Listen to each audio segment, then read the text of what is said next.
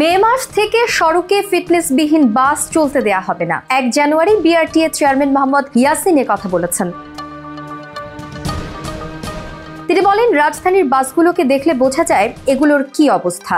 সড়কে শৃঙ্খলা ফেরাতে ম্যাজিস্ট্রেটদের অভিযান শুরু হবে এবং বাস ড্রাইভার ও কন্ট্রাক্টরদের জন্য প্রশিক্ষণ কেন্দ্র চালু করা হবে বলেও জানিয়েছেন মোহাম্মদ ইয়াসিন।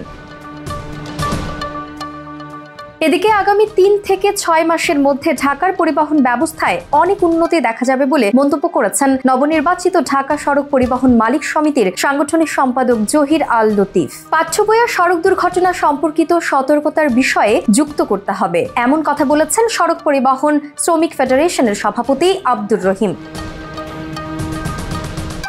তিনি বলেন, বিদেশের সড়কে একটা বিড়ালও ঢুকতে পারেন না, কিন্তু আমাদের দেশে সেই অবস্থা নেই। আবার আমাদের দেশে ড্রাইভারদের প্রাতিষ্ঠানিক শিক্ষা দেয়া হয় নাই। আব্দুর রহিম আরো বলেন, সড়কের বামের লেন ক্লিয়ার রাখতে পুলিশদের অনুরোধ করা হয়েছে, কিন্তু পুলিশের পক্ষ থেকে কোনো সহযোগিতা করা হয়নি।